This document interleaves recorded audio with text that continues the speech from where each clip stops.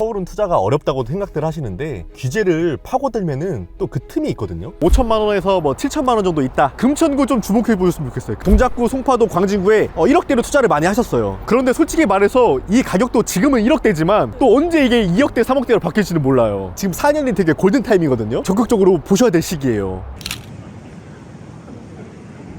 안녕하세요. 안녕하세요. 어떻게 여기까지 오셨어요? 아니 오늘 오전에 일정이 있어서 바로 촬영 어렵다고 하시더니 사우나 갔다 오신 거예요? 네, 항상 이렇게 아들과 매일 사우나 다니고 있습니다. 어떻게 보면 제 로망이었어요. 네, 아들이랑 같이 이렇게 매일 사우나 가고 같이 운동하고 그런 게 로망이었습니다. 아이만 잠깐 데려다주고 나올게요. 알겠습니다. 네.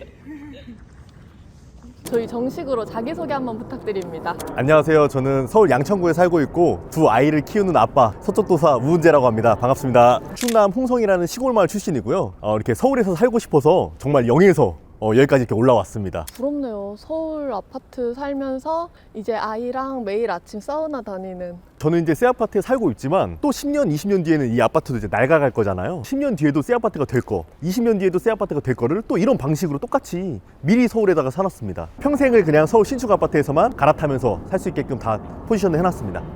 몇 개나요? 서울에 6채를 보유하고 있습니다. 그 중에서 이제 한강변은 4채를 보유하고 있고요. 어떻게 보면 좀 똘똘한 다주택자죠. 올해만 또 2개를 더 추가 매수를 했거든요. 얼마씩 들어갔어요? 그러니까 한강변 4채를 전부 다 1억대로 샀습니다. 투자금 자체가 많은 사람들이 생각하는 것처럼 굉장히 많이 들어가진 않았죠. 신축 아파트 사니까 아이들 만족감은 엄청 높을 것 같아요. 신혼생활 하면서 아내와 얘기했던 게 우리는 10년 뒤에 서울에 새 아파트 되고 있으니까 고생을 하자. 구축 아파트에서 신혼생활을. 미래 아이들이 크면은 그때는 깨끗한 신축 아파트에 살자. 현재보다는 좀 미래를 생각했던 거죠. 그 미래에 지금 와 있는 거고 지금 너무 행복합니다. 서울에는 지금도 신축 아파트를 저렴하게 살 수 있는 방법들이 있거든요. 그걸 오늘 제가 한번 알려드리도록 하겠습니다. 투자한 거 지금 오늘 같이 가는 거예요? 투자 물건도 보여드리고 여러분들이 갖고 있는 돈이 1억 이하다. 그럼 제가 1억 이하로는 어떻게 봐야 되는지, 그럼 1억대다. 그럼 1억대는 어디를 봐야 되는 거고, 종잣대별의 금액이 다 다를 거잖아요. 그런 걸 좀 오늘 알려드리도록 하겠습니다. 부동산이라는 건 정말 인생을 좌우하는 중요한 결정이잖아요. 그렇다 보니까 촬영을 하면서 이런 건 좀 조심해야 되고 절대 하면 안 되고 이런 포인트 좀 잡아드릴게요. 몇 년 차이시길래요? 저는 서울 투자한 지가 지금 15년이 넘었습니다. 직접 등기를 쳐보니까 느끼는 게 많더라고요. 저 사람은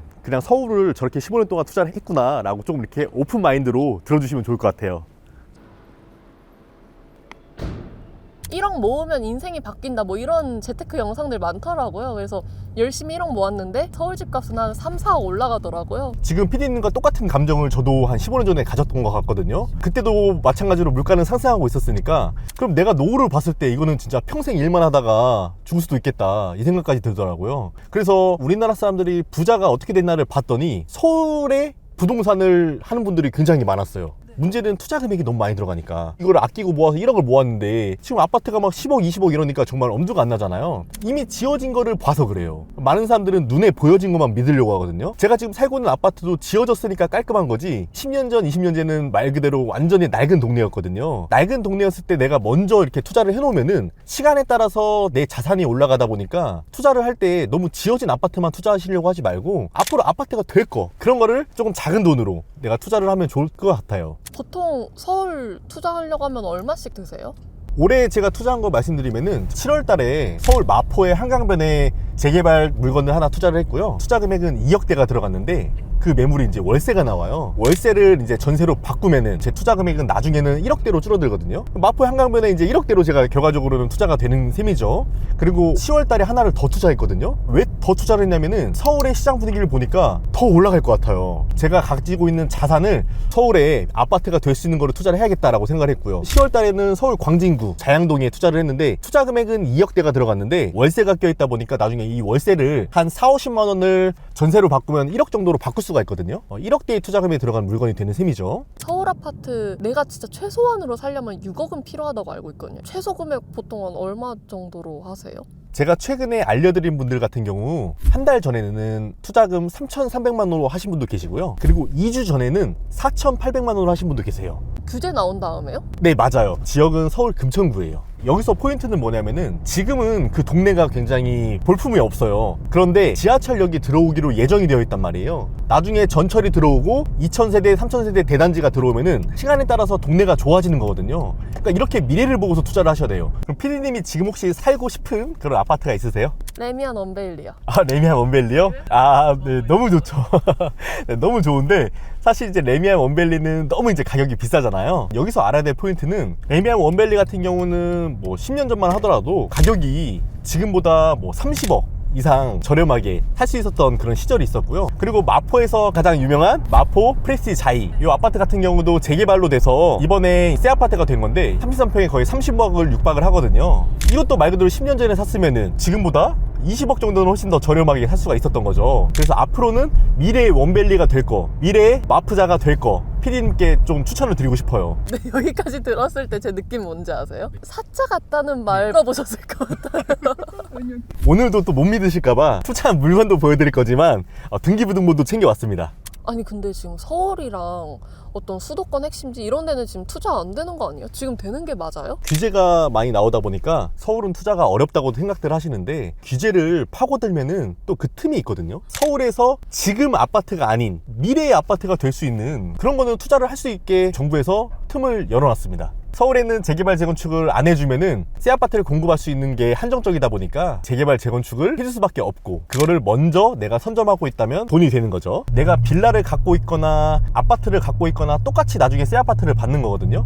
그러니까 저는 어차피 새 아파트를 받을 거면 투자 금액이 작게 들어가야 된다. 서울 재개발 빌라를 사고 있죠. 실제로 현장에 가보면은 물건 가격 자체가 올라가고 있고, 하지만 이번 정부에서는 더 많이 올라갈 거라서 이제 4년이 어떻게 보면 좀 골든타임인 것 같아요. 저는 주변에 투자를 하고 싶은 사람 있으면은 좀 빨리 서두르면 좋겠다, 이렇게 많이 조언을 하는 편입니다. 한강변을 보다가 아파트들이 너무 많은데 제 집이 없었으니까 한강변에 아파트를 갖고 싶다라는 생각을 했는데, 자전거를 타고 주말마다 계속 왔다 갔다 했어요. 그러면서 뭘 파악을 했냐면은 한강변 중에서도 빈 곳 있잖아요. 빈 곳. 뭐 아파트들이 들어섰지만 어느 곳은 들어서지가 않았거든요. 그러면 그 뒤에 재개발할 수 있는 땅의 조건을 갖춘 곳이 있는지를 다 조사를 했던 거예요. 그래서 4년 전에 여기가 2억으로 투자했을 때 굉장히 저평가가 될 것 같다고 투자한 곳이 있거든요. 지금 한 13억 정도가 올랐어요. PD님도 지금도 할 수 있어요. 방식을 알고 투자를 하면은 미래의 새 아파트를 좀 저렴하게 살 수가 있습니다. 1억 정도로도 한강변 가능해요? 1억 정도로 한강변은 가능한데 한강변 중에서 좀 메인 입지 이런 데는 어려워요. 한강변이 아니더라도 서울 중심부에 예를 들어서 뭐 동작구, 송파구, 광진구 뭐 이런 데서도 1억대로 투자할 만한 곳들이 많이 있거든요. 지금은 1억대지만 나중엔 2억대, 3억대로 올라갈 거거든요. 그러니까 이런 거에 투자를 해도 좋죠. 고수의 영역인 것 같다. 어려운 거 아니에요? 지금까지 매수를 도와드리는 거는 정말로 뭐 500분도 넘고요. 최근 2달 사이에는 40명 넘게 제가 투자를 도와드렸습니다. 이분들 대다수가 부동산 투자를 처음 해보는 분들이세요. 막상 처음에는 어려웠는데 이 원리와 원칙을 배우고 나니까 쉽다, 왜 이거를 진작 몰랐을까 라고들 많이 말씀하시더라고요. 아, 이게 명확하게 공식이 있는 거예요? 저만의 원칙이 있습니다. 많은 분들이 어렵게 느끼시는 이유가 처음부터 이제 막막한 거죠. 정말로 그 포인트들만 짚으면은 그렇게 어려운 투자가 아니거든요. 그거를 차에서는 설명드리는데 한계가 있으니까 눈으로 한번 보여드리겠습니다. 여기 보시면 이제 마포에 와서 이제 공덕역을 지나가고 있고요. 마포에서는 공덕역이 가장 핵심 입지거든요. 지하철 노선도 4개가 지나가고 일자리들이 많다 보니까 마포에서 가장 대표하는 역입니다. 여기서 얼마나 걸어가야 돼요? 걸어서 5분? 바로 앞이에요. 아이언 뉴타운이라고 해서 마포에서 제일 비싼 동네거든요. 비싼 동네는 어때요? 너무 아파트가 비싸잖아요? 그 주변으로 해서 개발이 안 된 곳, 이런 곳 같은 경우는 투자해 놓으면 나중에 수익률이 굉장히 높죠. 한번 가보시죠. 요게 이제 저희 어머니랑 장모님 투자해드린 물건입니다. 주변을 보시면 어때요? 빨간 벽돌에 낡아 있죠. 근데 얘만 깨끗하잖아요. 5년 전에 투자한 실제 물건인데요. PD님은 정말로 좋은 투자를 발견했어요. 그러면 어떻게 할 것 같으세요? 일단은 본인이 하고 그 다음에 좀 가족들 추천해 줄 것 같지 않으세요? 저도 똑같아요. 너무 돈 벌 게 보이니까 저희 어머니와 저희 장모님을 같은 빌라에다 투자를 도와드렸어요. 등기권리증도 갖고 왔는데 보면은 등기권리증이 똑같잖아요. 저희 어머니가 2층, 저희 장모님이 이제 3층을 소유하고 계세요. 여기는 둘 다 투자금이 2억대가 들어갔는데요. 지금 여기를 투자하려면 투자 금액이 한 7, 8억 정도가 들어가요. 보시기에는 그냥 일반적인 빌라잖아요. 하지만 이 빌라의 가격이 10억 정도라고 하니까 굉장히 많이 올랐죠. 재개발에 장인어른 장모님 투자를 도와드리니까 장인어른이 저한테 하시는 말씀이 있으세요. 1억이라는 돈을 회사에서 월급생을 하면서 모으기는 정말 어려운데 투자 하나 해놨더니 지금 5년 만에 한 6억이 상승했거든요. 1년에 1억 이상씩 오른다. 와, 이거 진짜 아는 사람들만 이렇게 돈을 버는구나, 이런 말씀을 하시더라고요. 말이 기회지 언제 될지 모르는 거 아니에요? 너무 오래 걸리는 건 맞아요. 중요한 포인트는 투자한 물건의 빌라 가격이 많이 상승을 했잖아요. 그럼 지금 팔아도 되는 거거든요. 지금 팔아서 내가 사고 싶은 아파트 살 때 돈을 보태면 되는 거죠. 지금 보시면은 뒤에 저기 새 아파트 보이세요? 이제 마프자예요. 초등학교 넘어서 작게 보이는데 가격이 지금 이제 30억을 거의 육박을 하다 보니까 지금 저희가 서서 촬영하는 이 장소는 입지적으로 봤을 때 저기보다 더 평지에 있고 더 공동역에 가깝고 이미 주변에 이렇게 아파트 가격이 높으면은 그럼 여기 사람들은 어떻게 했어요? 나도 재개발해서 저렇게 아파트 받고 싶다, 이런 생각 들지 않으시겠어요? 투자를 할 때 항상 주변에 아파트가 비싸요? 그럼 그 옆에 재개발 추진하는 곳들 있잖아요. 그런 데다 투자를 해요. 저기도 낡은 동네에 있는데 저기는 재개발이 돼서 가격이 너무 비싸잖아요. 그러면은 이웃 같은 경우는 어렸을 때 다들 친구였단 말이에요. 쟤는 재개발이 돼서 엄청 부자가 됐고 여기는 아직 그대로잖아요. PD님이 만약에 여기를 살고 있어요? 그럼 무슨 생각 드시겠어요? 우리도 재개발 그쵸, 여기에 바로 포인트가 있는 거죠. 여기도 추진을 하는 거죠. 그 움직임이 있는 거고, 재개발이 되려면 재개발에 대한 조건을 갖춘 동네가 되는데 그런 조건을 갖췄기 때문에 움직임이 있는 거라서 지금 투자를 해놓으시면은 앞으로 가격 상승이 많이 될 겁니다. 지금 도로 하나 차이잖아요. 근데 저기는 상권이 되게 활발히 돼 있어요. 아까는 사람들이 안 지나다녔죠. 저기를 가보시면은 사람들이 엄청 많이 지나다니거든요. 그러니까 상권이 이렇게 활성화된 곳들은 재개발되기가 어려워요. 임장을 직접 나갔을 때 사람들이 유동인구가 적은 곳, 이런 곳들이 재개발이 하기에 적합한 땅이에요.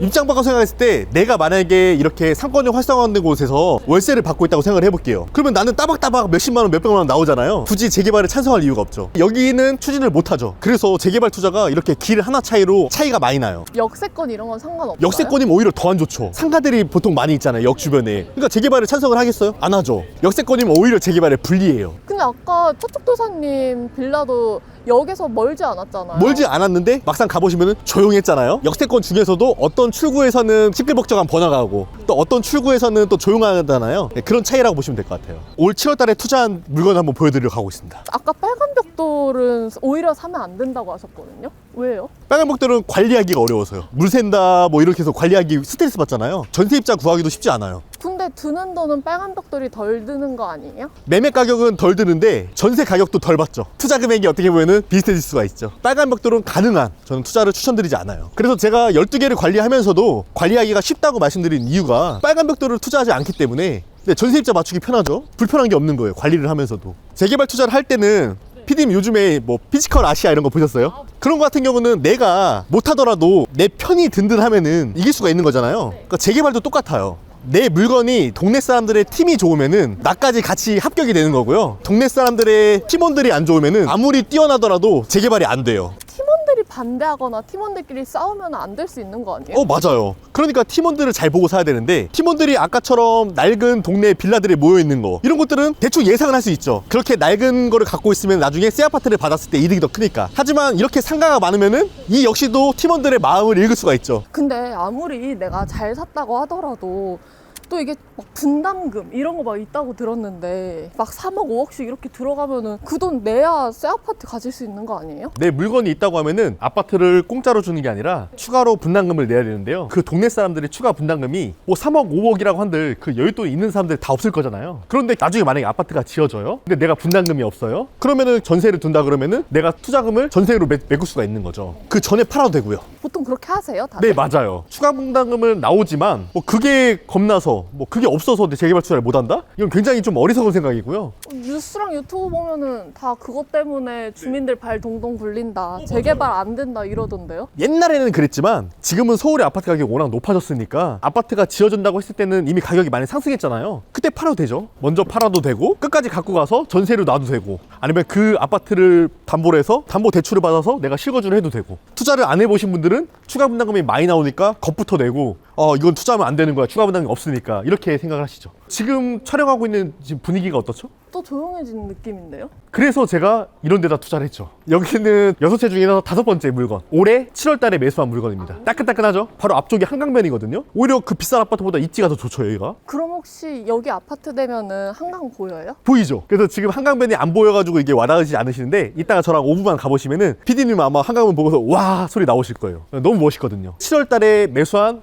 물건의 앞에 와 있습니다. 이거 매수했을 때 등기부등본 한번 보여드릴게요. 지금 보시면은 주소가 나와 있고 매매 가격이 나와 있어요. 2억 3,500만 원에 사셨고 네, 맞아요. 우은재고 제 법인 명의로 샀습니다. 2억 3,500이니까 여기에는 이제 월세를 받고 있거든요. 이 월세를 나중에 전세로 바꾸면은 투자 금액은 1억대로 줄어들죠. 그런데 지금 제가 이거를 7월 달에 샀잖아요. 제 거랑 비슷한 물건이 최근에 거래된 내역이 있어요. 그게 얼마에 거래된지 아세요? 제가 샀을 때의 가격보다 3억 정도 비싸게 거래가 됐어요. 몇 달이 안 지났잖아요. 그러니까 많은 사람들이 재개발 투자를 할 때 이거를 뭐 5년, 10년 가지고 있어야지만 돈이 묶여야지만 내가 시세 차익이 크다고 생각하는데 그게 아니라 단기간에 몇 달 사이에도 많은 수익률을 거둘 수 있는데 투자한 물건보다 최근에 거래된 매물이 크기가 작은데 그 매물이 제가 산 것보다 정확히 한 3억 2천만 원 더 비싸게 거래가 됐거든요. 빌라를 고르실 때는 특히나 좀 주의해서 보시는 그런 부분들이 있으세요? 저기 혹시 위에 한번 보시겠어요? 뭔가 이 빌라 위에 하나를 더 만들었잖아요.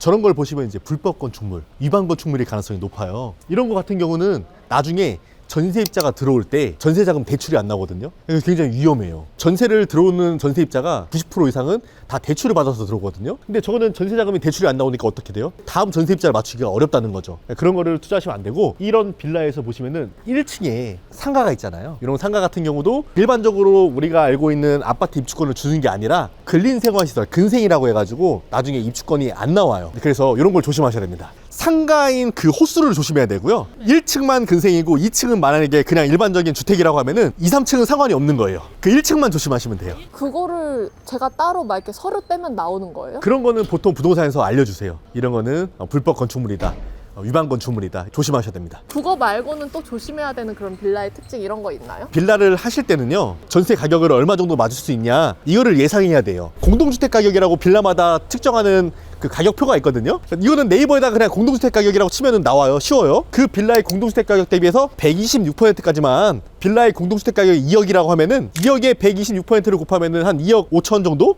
요 정도가 전세를 받기 위한 최대치구나 라고 생각을 해주셔도 돼요. 그래, 다음 전세 가격까지 꼭 아셔야 된다. 원래는 더 세심하게 제가 더 알려드릴 수가 있는데 적어도 오늘 제가 알려드린 포인트들만 아셔도 망하는 투자는 피하실 수가 있을 것 같아요. 그럼 만약에요 제가 2억이 있어요. 그러면 서울 2개 하는 게 나아요? 아니면 서울 하나 하는 게 나아요? 하나 하시는 게 좋죠. 최대한 돈을 뭉쳐가지고, 부동산은 개수가 많다고 좋은 게 아니에요. 저 같은 경우는 개수가 많아진 게 돈을 모으는 속도보다 이 자산 올라가는 속도가 빠르니까 그때그때마다 모으다 보니까 이렇게 개수가 많아진 거고요. 돈이 애초에 있다고 하면은 무조건 그 돈으로 가장 좋은 데를 하시는 게 맞죠. 왜냐면은 앞으로 서울에서는 더 양극화가 벌어질 거다 보니까 좋은 게 더 좋아지죠.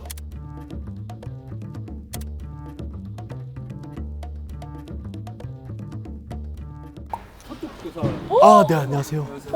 여기 사도 됩니까 여기? 여기는 지금 투자금을 봤을 때 자양동 같은 경우는 3억 초중반으로 진입이 가능하고요. 여기는 지금 3억 후반이 최저예요. 네. 전 둘 다 좋은데.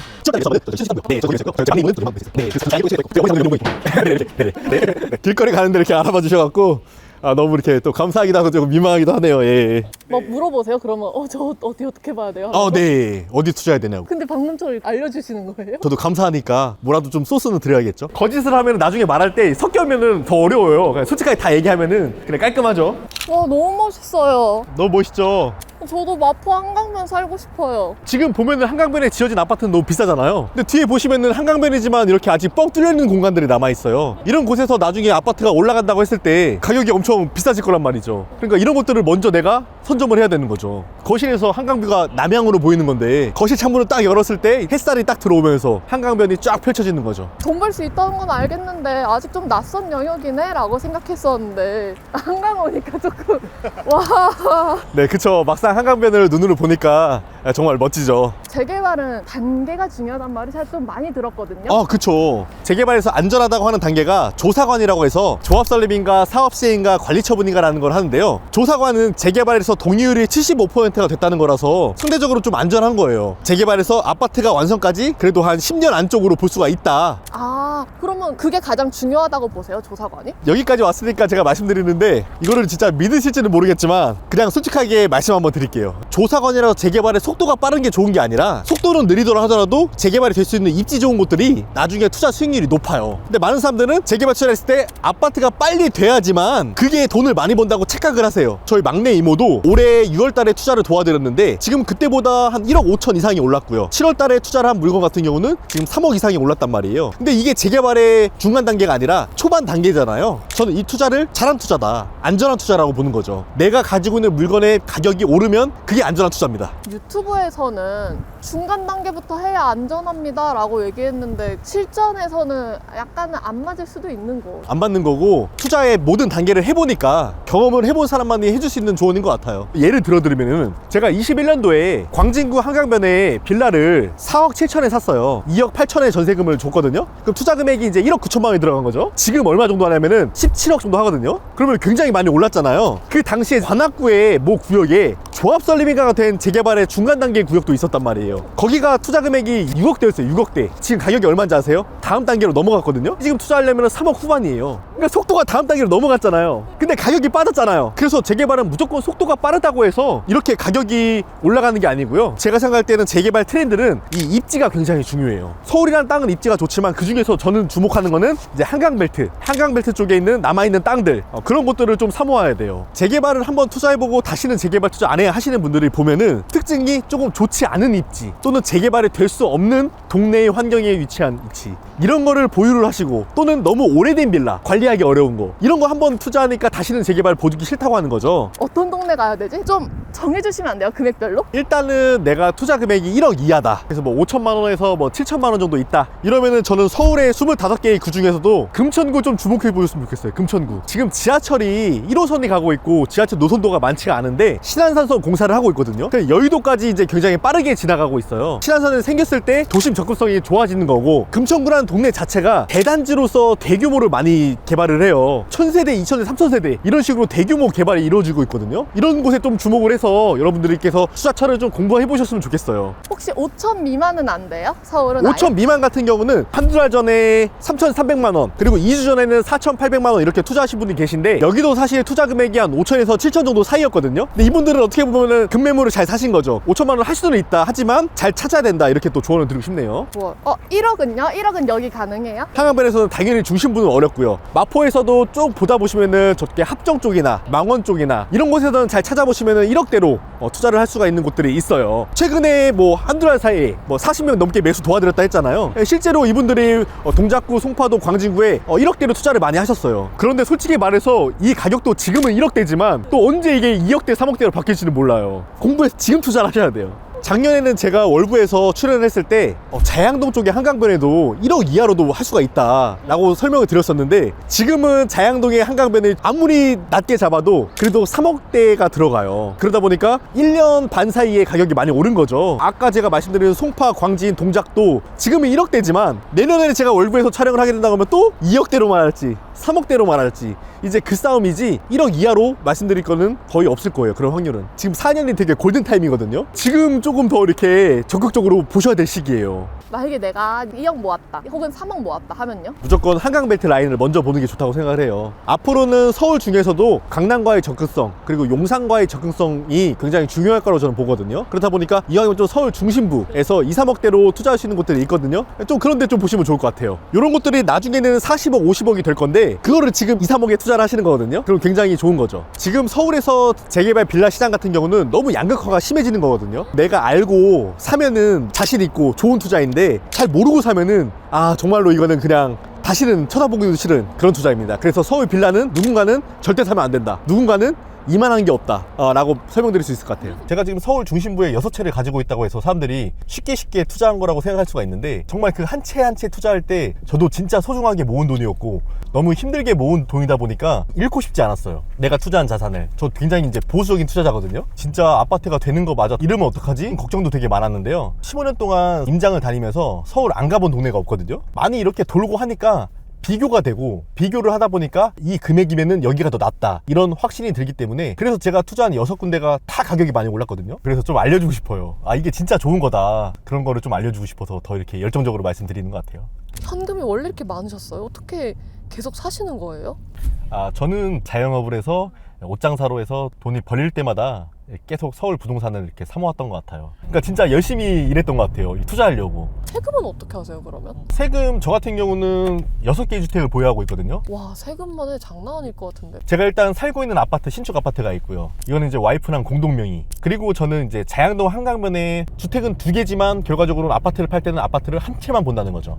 그리고 지금은 이제 상가인데 나중에 아파트가 될 수 있는 거를 보유하고 있어요. 지금은 상가다 보니까 뭐 재산세가 1년에 뭐 20만 원 정도밖에 안 나와요. 재산세는 되게 적게 나오면서 나중에 아파트가 될 수 있는 거니까 주택수에 포함이 안 되니까 더 좋은 거고요. 그러면은 제가 이제 세 채가 됐잖아요. 나머지 세 채 같은 경우는 또 전부 한강변인데 법인으로 갖고 있어요. 중요한 포인트는 이 세 채 중에서 2채를 제가 월세를 받거든요. 2채의 월세만 하더라도 1,000만 원이 넘어요. 그렇다 보니까 다 커버가 돼요. 저는 월세로 내는 거니까 그게 부담스럽지가 않은 거죠.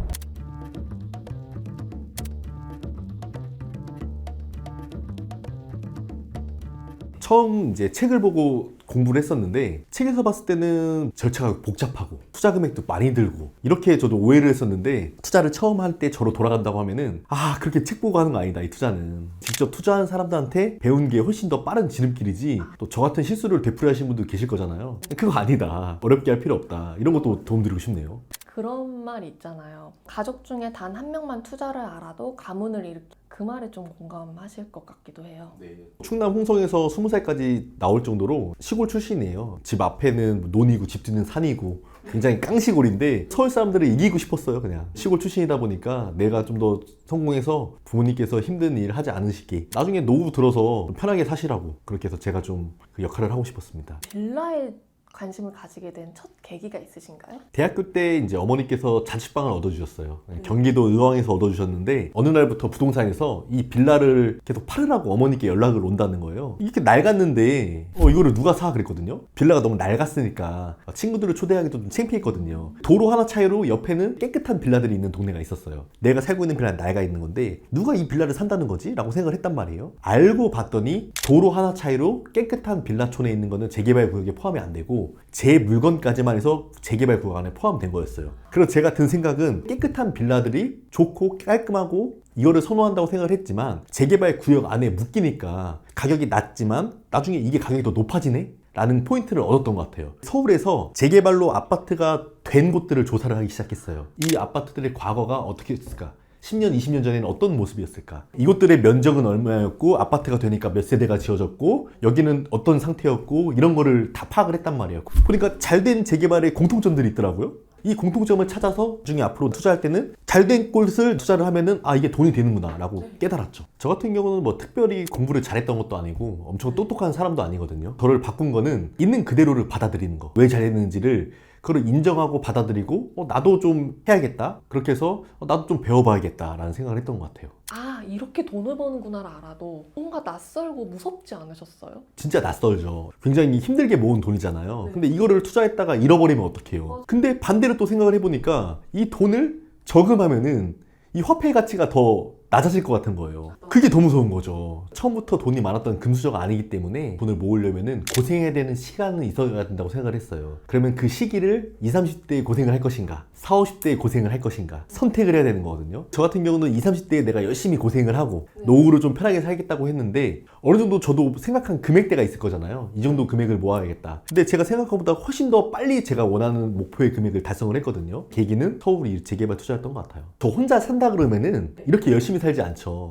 가족들을 좀 행복하고 편안하게 해주려면은 가장인 제가 열심히 살아야 된다고 생각을 했습니다. 가장 좋았던 순간이라고 하면은 아이들이 아빠를 얘기할 때 다른 아이들 같은 경우는 엄마가 시간을 많이 보내주니까 무조건 엄마가 최고야 라고 하는데 저희 아이들은 근데 나는 아빠도 좋고 엄마도 좋은데? 그래서 제가 왜? 물어보면 아빠는 우리랑 시간 많이 보내주고 우리랑 잘 놀아주잖아. 아빠는 평일에도 이렇게 집에서 우리가 시간을 많이 보내주니까 나는 아빠가 좋아 라고 얘기했대. 기분 좋았던 순간인 것 같네요. 투자하시는 분들 연령대가 어떻게 되세요? 보통은 30대, 40대, 50대 분들이 가장 많으시고요. 60대 분들, 20대 분들도 계시는데 60대 분들이면 재개발이 오래 걸리니까 투자를 안 하실 것 같잖아요. 60대 분들도 이걸 아파트를 완성까지 생각하는 게 아니라 중간에 시세 차익 보고 팔면 되니까 투자를 하셔도 좋다라고 생각하고 있어요. 앞으로 10년, 15년, 20년 뒤를 봤을 때 서울에 내 집이 있다는 거, 신축 아파트를 미리 갖고 있다는 자체만으로 일단은 삶의 여유가 너무 생길 거고요. 자녀가 생기면은 해주고 싶은 부모 마음이 들거든요. 여차하면은 자식들한테 증여를 해줄 수도 있는 거고요. 꼭 나만 위하는 게 아니라 내 가족을 위해서, 내 아이들을 위해서 이렇게 시간에 따라서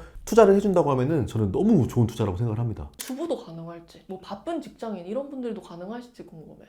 주부라든가 바쁜 직장인이 하는 비율이 제일 많아요. 그분들 같은 경우는 소득에 대해서 어느 정도 정해져 있단 말이에요. 이렇게 계속 벌어봤자 내가 모을 수 있는 거는 한계가 있는 거잖아요. 내가 좀 더 남들보다 많이 벌고 싶어. 그렇다면 서울에 투자를 하고 싶어. 당연히 재개발밖에 없거든요. 오히려 그런 분들이 가장 많으세요. 기억에 남는 분들을 좀 예를 들어 드리면, 근데 그 당시에 이제 코로나 때였거든요. 저 빼고 가용 인원이 있다 보니까 4명을 제가 도와드렸는데, 그 중에 3분이 광진구 한강변에 4억대의 빌라를 샀었어요. 전세를 2억대를 줘가지고 투자 금액이 정확히 2억이 들어갔는데, 그게 이제 전세 금액이 지금 올라가면서 1억대로 투자 금액이 내려왔거든요.